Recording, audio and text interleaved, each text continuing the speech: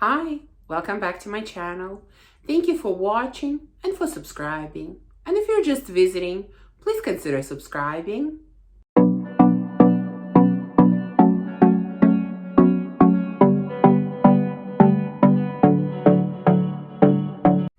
So today we're going to test some new fragrances together. This time I have a mix of some new releases, some fragrances that I've had on my wish list, and some surprises that I discovered along the way. So let's not waste any time and get started right away. And I want to start with the two fragrances that I've had on my wish list for a while. In fact, when I did my last wish list, which was I think at the end of last year, both of these were mentioned. And since then, I've had an opportunity to sample them. And so let's see if these fragrances are still on my wish list or if I changed my mind about them. Now, the two fragrances that I'm talking about are both from the same house, and that's the house of Boadicea the Victorious, if I'm pronouncing it correctly. Now, the first fragrance that I've wanted for quite some time is Boadicea, their cherry scent. Yes, I'm still loving cherry fragrances, and many say that this is the best cherry out there. So of course, I really wanted to try it. In fact, I was prepared to blind buy it if I could find it somewhere for at least somewhat reasonable price, but I wasn't able to find it anywhere. So anyways, now I sampled it. So let's look at the notes first, then I will tell you how it smells and if I like it overall. So the notes are cherry, cognac, almond, cloves, heliotrope, jasmine, rose, vanilla, tonka bean, tobacco, sandalwood, amber, musk, and vetiver. I mean, the notes sound lovely. And by the way, I applied all of my samples and decants to the blotters already to make this move faster. So, when I first applied it, when I first sprayed it, I mean, let's just say I was expecting amazing things out of the scent based on how it is described by most people. And when I first sprayed it, I was a little bit disappointed because it didn't seem very deep. Like, it didn't seem very dense. It kind of smells a little bit airy to me and not as sweet as I would expect it, Like, I was really expecting something deep and delicious, and it's more airy than what I thought. I mean, yes, I get cherry and I get cognac and I get cloves. Actually, I get a lot of cloves and I get almonds. So in fact, the notes that are listed at the top, I 100% pick up all of those notes. That's exactly what I get. I get a little bit of cherry with some booziness. There's definitely this nutty quality to this, and it has that spiciness from cloves, for sure. But overall, I feel like almond kind of dominates the cherry. Although I pick up both of these notes, but almond dominates more than cherry. And for me, I would have preferred it the other way around. Now, this is the opening. When the fragrance starts drying down, it definitely becomes much denser, much richer, much sweeter, more decadent, more delicious, all of those words. So it becomes like that nutty texture. It sort of stays there, but it becomes a lot creamier. Maybe mixing with sandalwood, it becomes a lot creamier and sort of less nutty. Like, sort of, you get that there is a nutty note, but it's more creamy than nutty. Cherry definitely deepens and becomes sweeter and more pronounced. I would say cognac kind of goes to the background, and overall the scent becomes beautiful, very beautiful, rich, deep, decadent, delicious, beautiful. Overall, it's a really, really good scent, high quality, beautiful cherry scent. Is it similar to Lost Cherry? Somewhat, but not really. I think we can call this a standalone scent. I don't think it's exactly like any other cherry scent that I have tried. Probably Lost Cherry is the closest, but still it is different enough. Now, do I still have it on my wish list? Yes and no. I won't lie to you and say that I expected a little bit more from this scent. Like, I really had super high expectations, and maybe that was my problem. I expected to be completely wowed by this scent. And although I like it a lot, I didn't have that wow feeling when I tested it. So, do I still want it in my collection? I do. But I am not willing to pay full price for it. I mean, the price for this one is outrageous. In general, for this house is outrageous.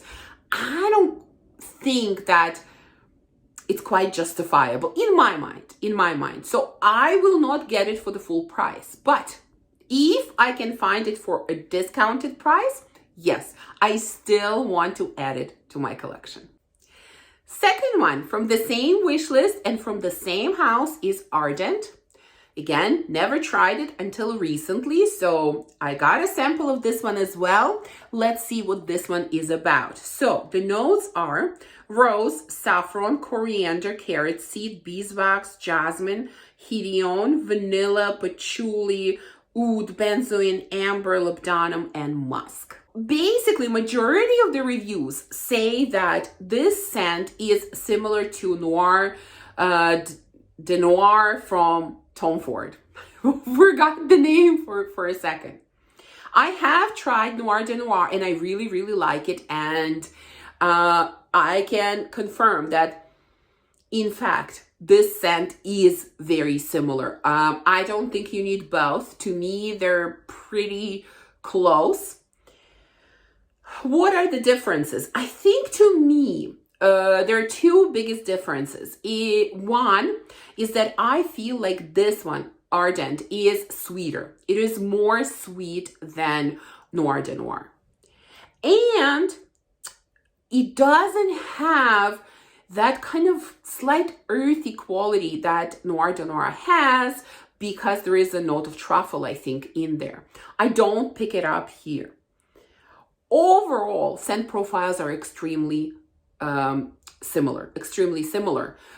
This is your deep, dark, sexy, seductive, slightly sweet, a little bit earthy rose. Gorgeous evening scent. I think this is a gorgeous evening scent. Beautiful. Absolutely beautiful. This one did not disappoint me. It is exactly how I expected it to be. Do I still want it? Yes. I will get one of the two. Either I will get Ardent or I will get Noir de Noir, however it happens, sort of, whichever one I see first for a good price, or I don't know how it's going to happen, but I will add one of them to my collection. I definitely don't need both. Which one? To me, I really like both, and it's hard for me to say that one is better than the other. I don't think so. I don't think both of them are beautiful scents. So one of them will be added to the collection at some point. Definitely don't need two. Will it be Ardent or Noir de Noir? We will see. Next, let's talk about a fragrance that became a total surprise to me. I never intended to test it. It just came to me as a sample in one of the orders that I placed somewhere. It came, I was like, okay, great, let me test it. And I was surprised by it. Now, I'm talking about Torino 21 by Xerjoff. Now, of course, I've heard about this scent, but I never paid a lot of attention to it because I have only seen really men talk about it. I didn't see any women reviewing it. I kind of assumed that it was a more masculine scent. And so I kind of put it aside and never really wanted to test it or wanted to try it. So it came. I tried it. What do I think about it? Let's start with the notes. It has mint, lemon, basil, thyme, black currant, lavender, rosemary, jasmine, lemon, verbena, and musk. So you can see that it's very fresh, it's citrusy, kind of aromatic, musky type of scent. And it is that. Although I would say that it's not very aromatic, which is a really good thing for me because I don't like very aromatic qualities. Like if I can pick up lavender or a lot of herbs, you know, I don't like that, but I don't pick that up here. To me, this is more like fresh, citrusy, musky, slightly minty type of scent. It immediately reminded me of Aqua Celestia Forte from Maison Francis Courcouronne. Very similar scent profile. And when I first tried the scent, I really didn't know what notes were in it, what people were saying it. I really didn't know. And when I went on Fragrantica after trying it, I saw that there are other people who are comparing it to Aqua Celestia as well. So yes, they're definitely quite similar. It's beautiful. I really, really like it. I'm surprised how much I like it. I think for the summer, this would be gorgeous. Is it more masculine? In my opinion, it is not. It is completely unisex, but I can see that for some people, this will lean more masculine. So I would say definitely test it first. But overall, I've worn this several times already. I really, really like it for the summer. It's beautiful. It's a lovely, fresh, citrusy scent. Really, really nice. Do I want it? I kind of do, partially because, you know, I'm obsessed with the House of Xerjoff. Not sure yet if I need it because part of me knows that this is a bit of a duplication. I don't want to say duplication, but it's a bit too similar to Aqua Celestia, which I already have, but we will see. The decision on this one is still out, if I will add it to my collection or not, but do I like it? Yes, very much. So in the last testing video, we tried Guidance from Amouage, one of their new releases.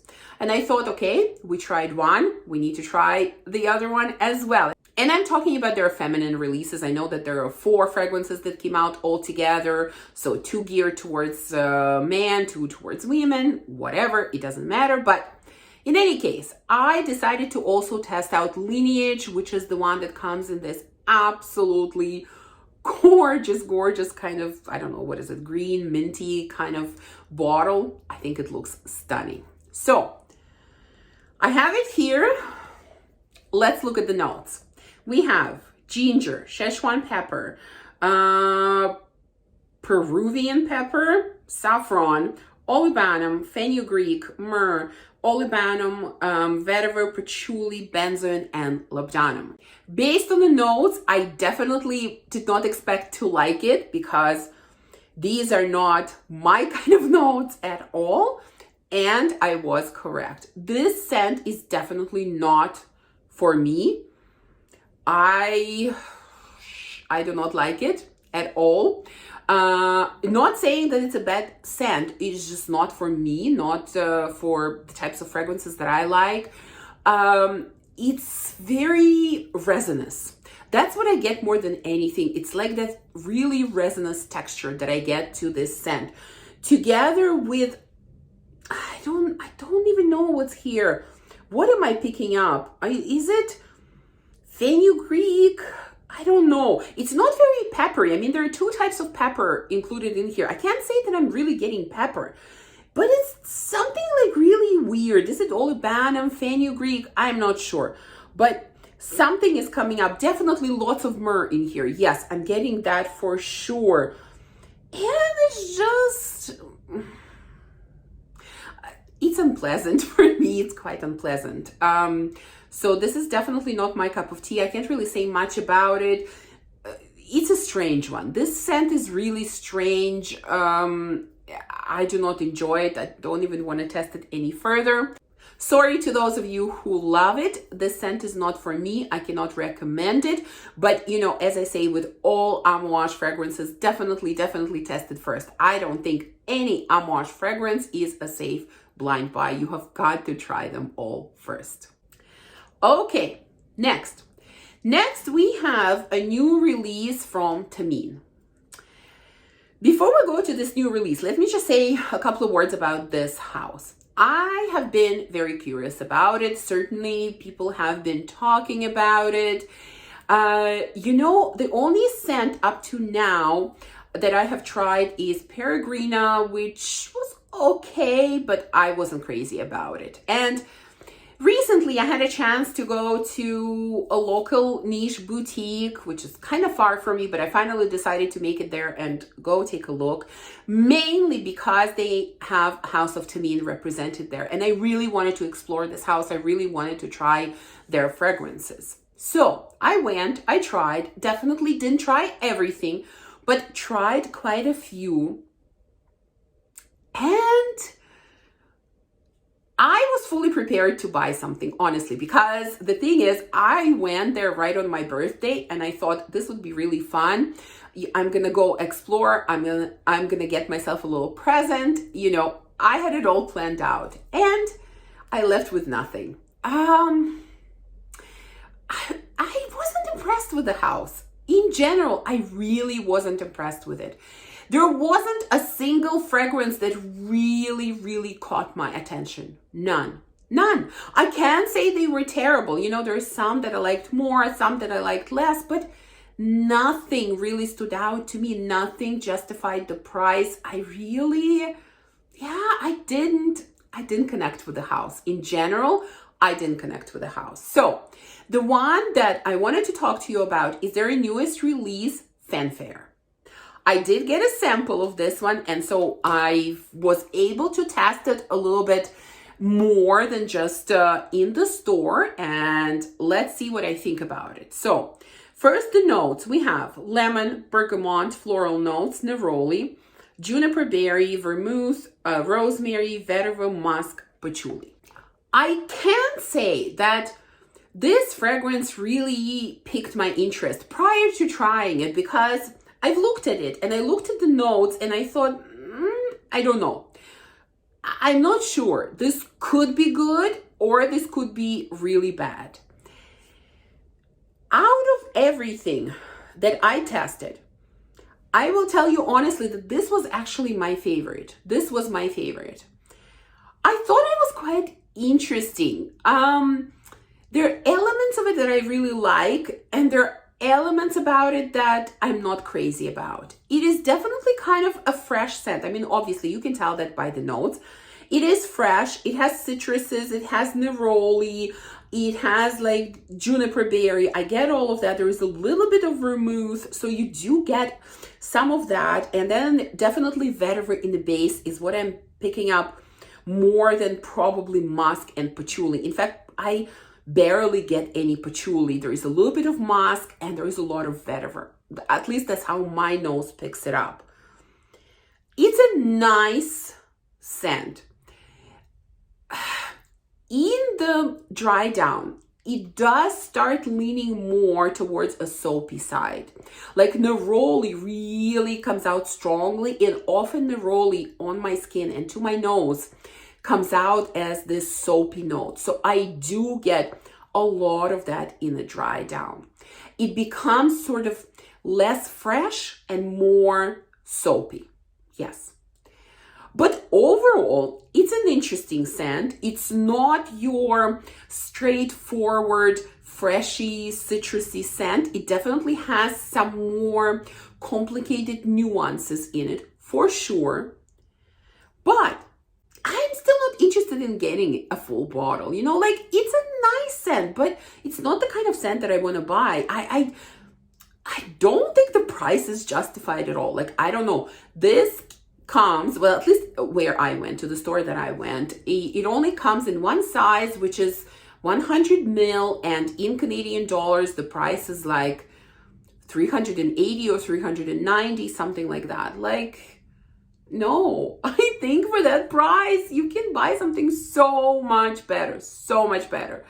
So yeah, it's okay. It's a little too aromatic. It becomes a little too soapy. It has some interesting elements, but at the end of the day, it was a disappointment, just like the other fragrances from this house. Honestly, for me, again, please remember, this is my subjective opinion, but for me, it was a disappointment. And the last fragrance I want to talk to you about is the one that, again, I tested in a store. I went to a local department store just to look around, saw this new fragrance, didn't think much of it, but thought, okay, I'm there, let me test it out. Now, I'm talking about the newest release from Armani Prive line, and that is Santal Dansha. Now, let's start with the notes. We have bergamot, cardamom, violet leaf, olibanum, elemi, musk, sandalwood, dreamwood, and Virginia cedar.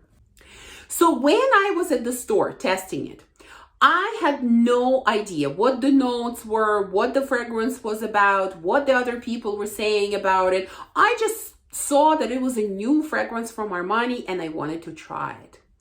Obviously, I understood that sandalwood was part of it, based on the name, but what else was in it, I had no idea. So I tested it on a blotter, I tested it on my skin, and I loved it. I loved it. Now, I will tell you what it smelled like to me before I knew what the notes were. Sandalwood is definitely there. It's present. It's beautiful.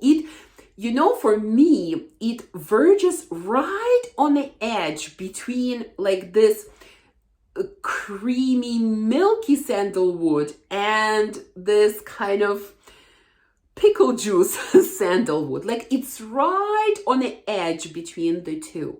So it doesn't go too much one way and it doesn't go too much the other way. And what I thought was in this fragrance, I thought there was a note of black tea in here.